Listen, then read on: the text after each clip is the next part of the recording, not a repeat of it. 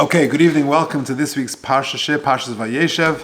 I want to share with you two ideas. The first one is a Beis Halevi, which we did do many years ago, but I want to just put a different sort of perspective on it. Let's begin box number one. If you're listening online, please email me at j.golker@gmail.com. Let's take a look.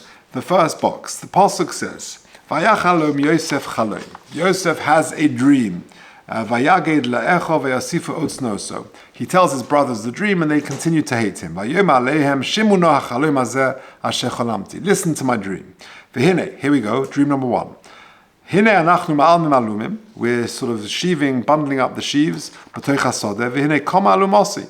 And my sheaf stood up. V'gam nitzova. V'hine tesubena lumosechem atishtachavena. And the other bundles, representing of course the brothers, they bow down, they bow down to my sheaf. Etc., etc. And they continue to hate him. Okay. Next pasuk. He had a second dream, another dream. This is my second dream. The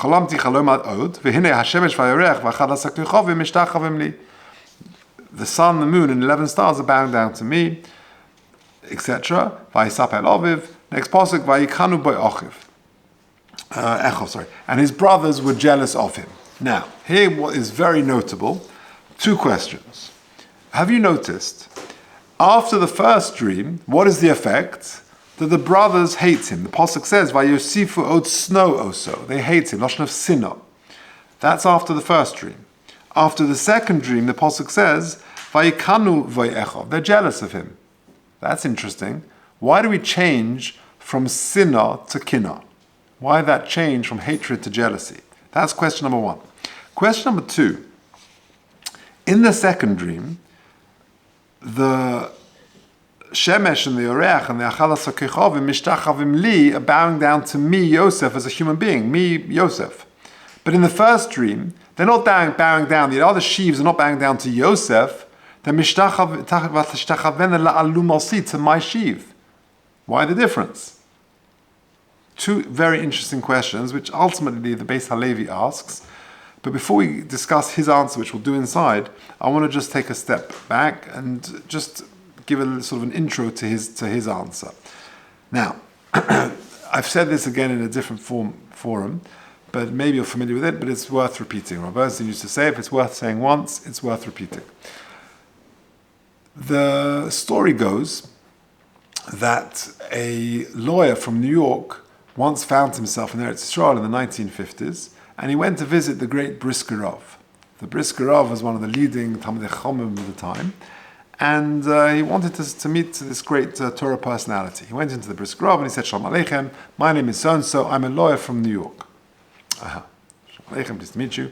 And who are you? A bit strange, I just told you. My name is so-and-so, I'm a lawyer from New York. Shalom Aleichem, pleased to meet you. And who are you? This is the great Brisker Rav everyone's talking about. He's asked me 3 times already. My name is so-and-so, I'm a lawyer from New York. The Brisker Rav said to him, I heard you each time you told me that. But I didn't ask you what you do for Parnasa.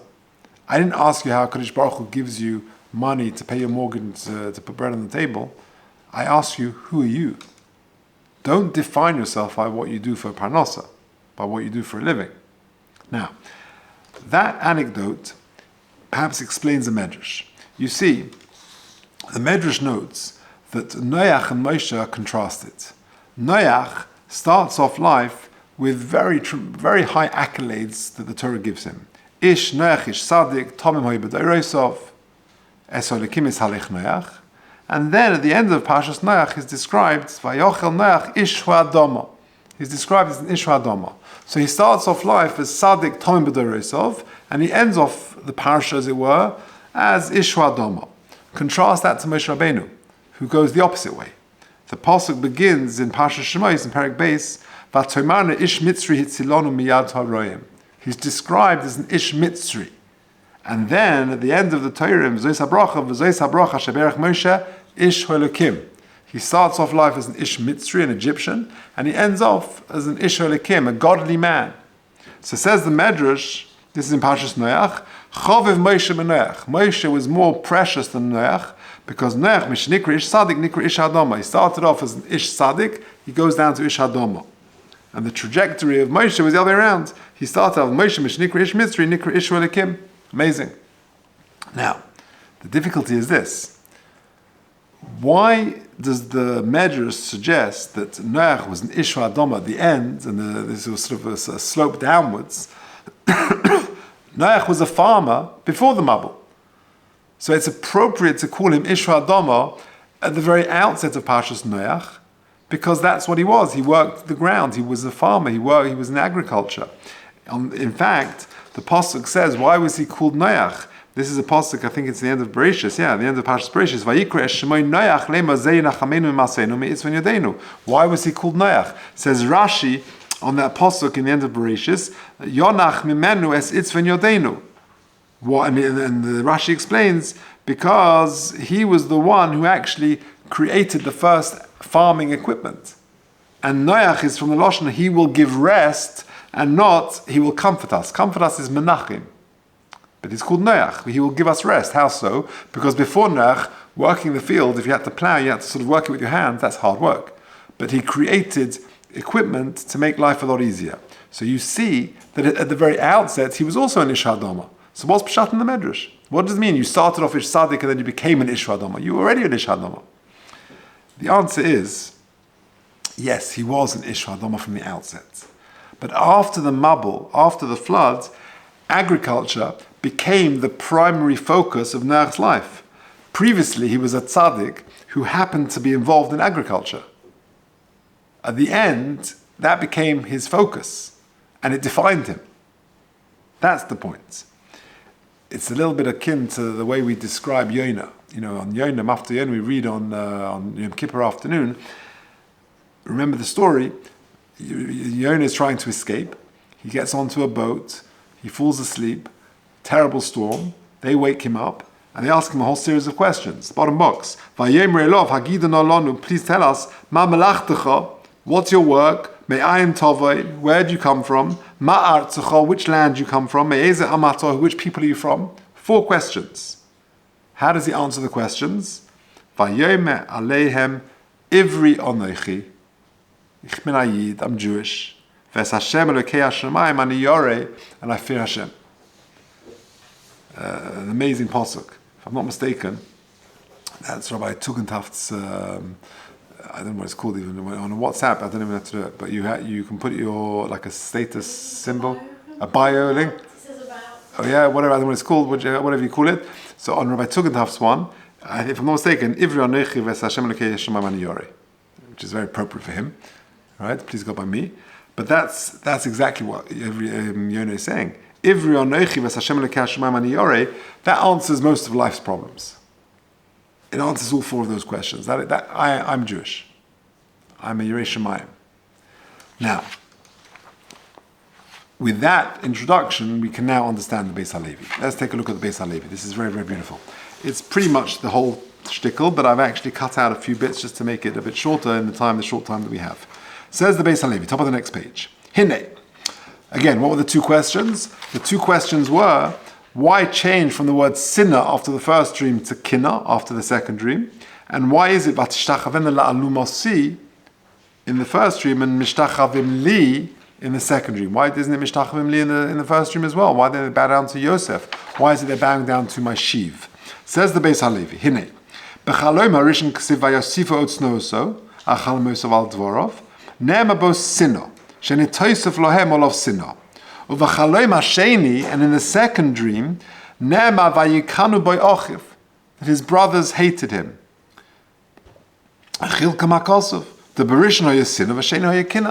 First it's sinner, then kinna. That was our first question. And second of all, says the Beis HaLevi, the Beis HaLevi was the grandfather of the Briskerov. The Briskerov's father was Reb Chaim, and Reb Chaim's father was the Beis HaLevi. So the story I told you before about the New York lawyer, right? This is he's the grandfather talking now. You'll see why I make the connection. What was the theme of the first dream? That the other sheaves will be bowing down to Yosef. That's referring to the physical material world, that he would be very successful. And his brothers would need Yosef for bread and for parnasa. That's why the dream was a physical dream, that they were bundling up sheaves. And therefore their sheaves were bowing down to his sheaf. They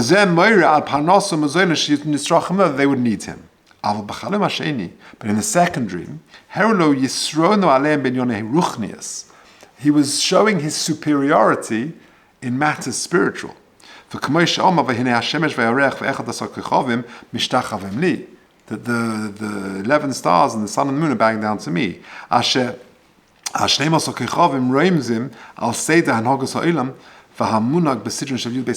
talking about the sort of the workings of the world in terms of the Yud Beis Mazolos, that he was at the center, and he is sort of the centerpiece of the universe. Next paragraph. The addition, the extra virtue of wealth, and physical advantage, they're not intrinsic. The rich person is not better than the poor person. It's sort of an external, superficial advantage. But in essence, rich and poor people are the same. COVID, they say, was a great equalizer. Nebuch, in the emergency wards in hospitals and the intensive care units, it didn't differentiate between wealthy and not wealthy, because it was an equalizer. Wealth is not an intrinsic virtue that differentiates between people. But when it comes to matters spiritual,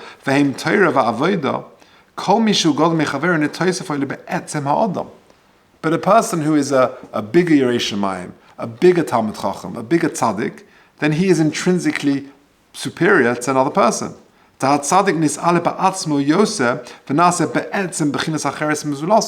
is just a better and bigger person. Penultimate paragraph.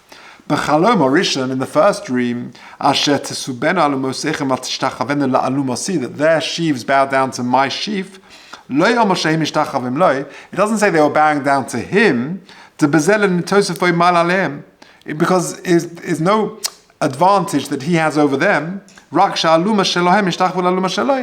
just that their sheaves bow down to his sheaf, that's all. But the second dream, which refers to spiritual superiority, that I am superior to you because I'm on a higher level in Ruchnius. So you're bowing down to me because intrinsically I'm greater. That's what it's referring to. Valkain, therefore, next paragraph. Because therefore in the first dream, which is talking about physical, there's no room for jealousy. The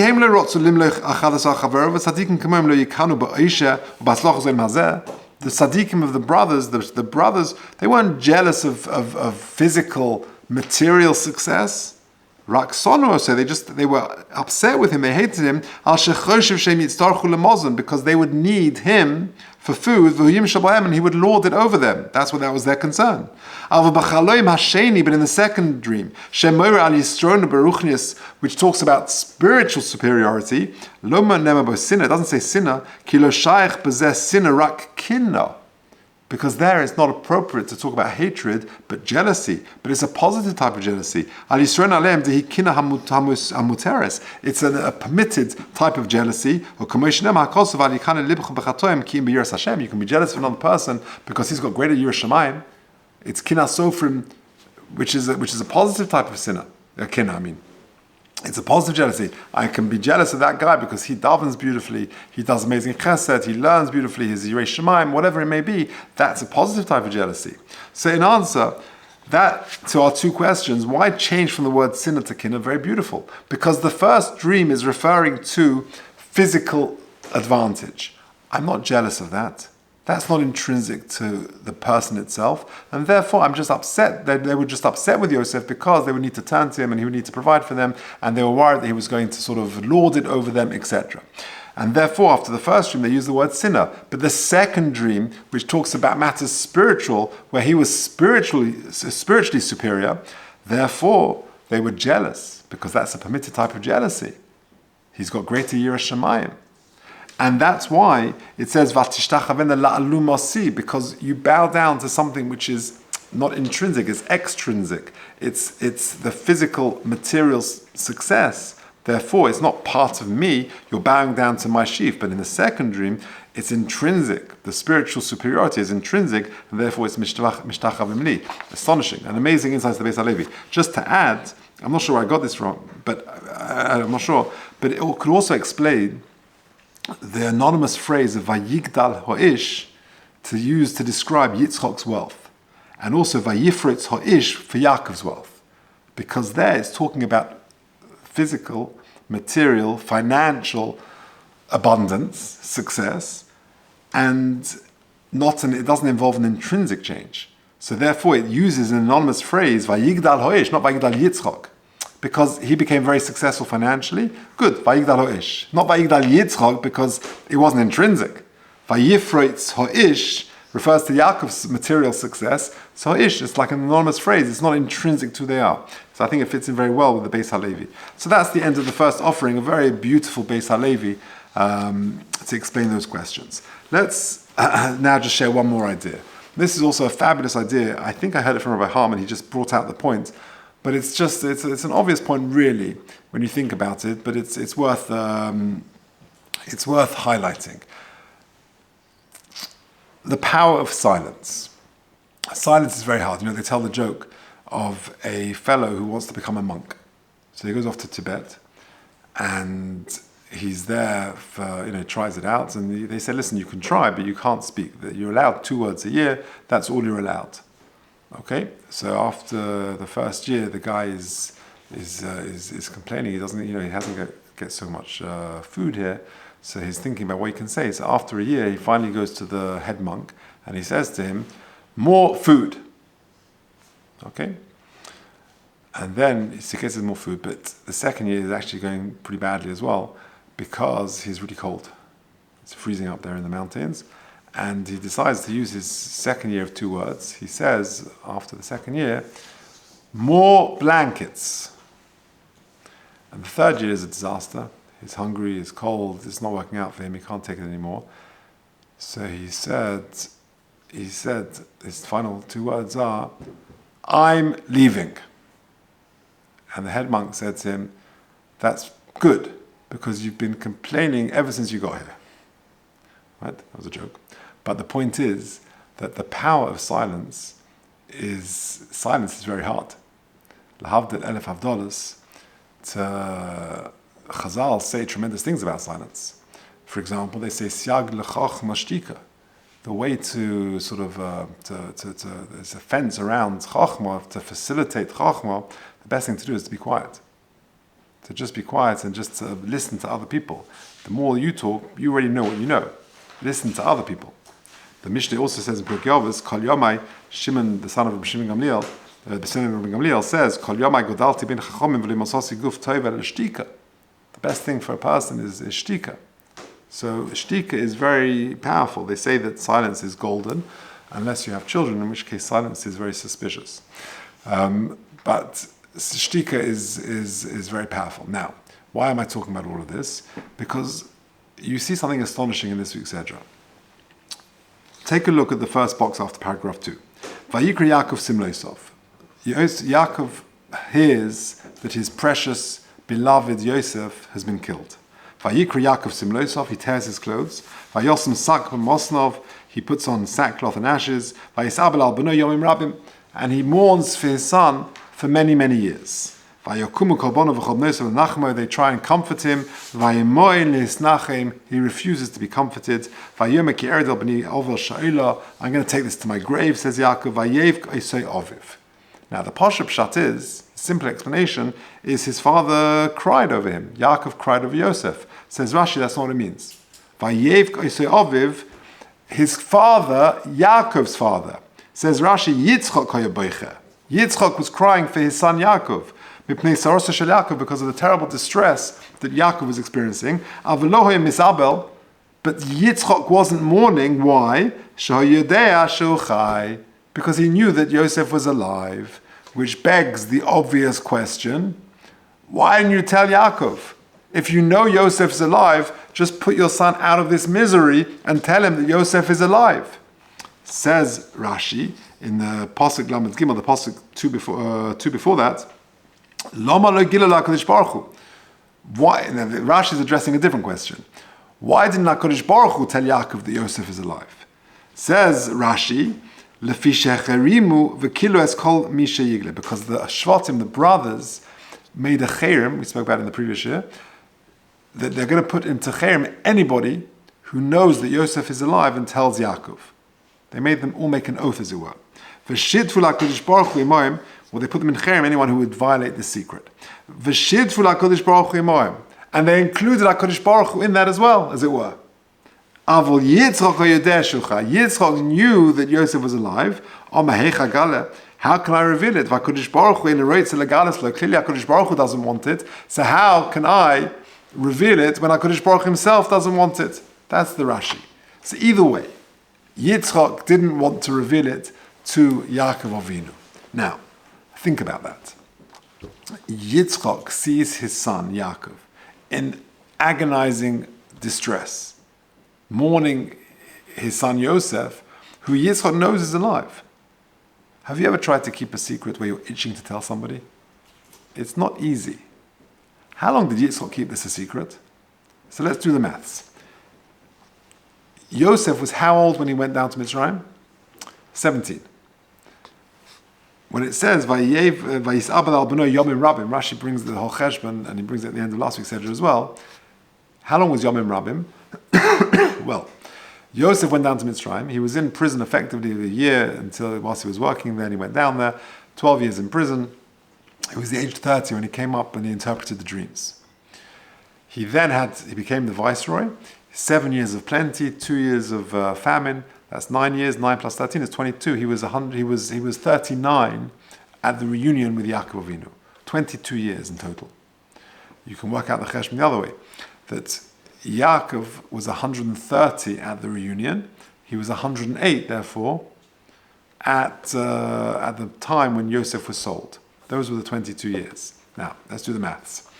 If Yosef was 17 when he was sold, and Yaakov was 108, how old was Yitzchak when Yaakov was 108? Now, that's actually quite easy to work out, because Yitzchak became a father to Yaakov and Esav when Yitzchak was 60, because he was 40 when he got married. They waited 20 years to have children. He was 60.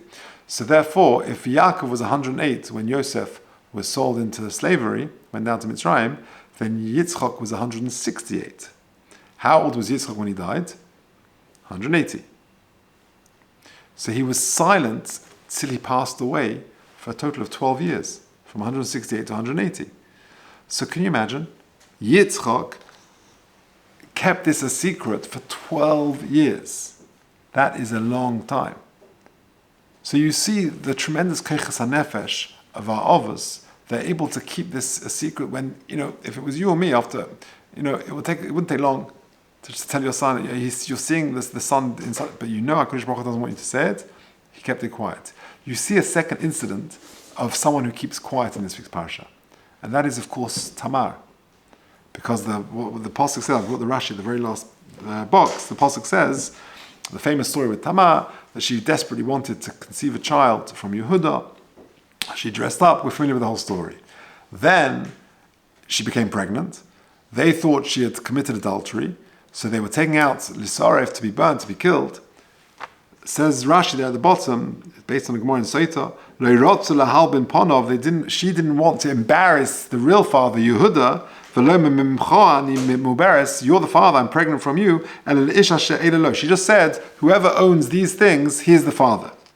If he admits it, then he'll admit it. V'im lav yisrafuni, let them burn me. V'al albim pono, I don't want to embarrass him. Mikan omru nech le'odom, better for a person, she'apiluhu lekivshan o'esh, that he's thrown into a fiery furnace, v'al yalbim pnei chaver barabim, he shouldn't embarrass somebody else in public. That's the famous thing. So you see another great example of someone who demonstrates supernatural koiches hanefesh, that she can stay silent, she's willing to be burnt to death, that I shouldn't embarrass somebody else. It's a remarkable thing. So you see two examples of supreme, sort of almost superhuman efforts to remain silent, remarkable koiches hanefesh, which ultimately have been embedded in the DNA of the Jewish people that you and I carry. Remarkable koiches hanefesh in this week's Parsha. So let me just summarize what we said. We started off with two pieces this evening. Number one, Yosef's dreams, the two dreams that he has. Why the change from sinna to kina, and why vatishtachavim la'alu mosi, and mishtachavim li in the second. Why not mishtachavim li in the first dream as well? So we discussed that the contrast of Moshe and Noach. That with Noach he was described as Ish Adama, and then it started off Ish Sadik and then Ish Adama, and the opposite journey for Moshe Rabbeinu, Ish Mitzri, Ish Elikim. Noach was an Ish Adama before. Yeah, he was a tzaddik who happened to work in agriculture. But later it defined him. That was the problem. And therefore, that was the case with the Brisker of, who are you? I'm a lawyer from New York. I heard you the first time. Don't define yourself by your work. That was the problem.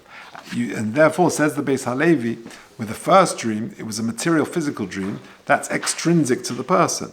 So they're bowing down to my sheaf. That can engineer sinner. I'm not jealous of your wealth. I'm not jealous of you. That's just extrinsic to you. Masha'en Kain, when it comes to matters spiritual, then that's something to be jealous about. And that's intrinsic to the person. And therefore, that is worthy of kina. That's why there's a change from sinna to kina. And it's mishtachavim li, because that's who I really am. That's the real me. A remarkable idea. And explaining perhaps why it says vayigdal ho ish and vayifretz ho ish in reference to Yitzchak and Yaakov's wealth. It's anonymous because it doesn't involve an intrinsic change. And then you have the power of silence, the two remarkable examples, both of Yitzchak and of Tamar, demonstrating how powerful and how difficult it is, but the importance of remaining silent.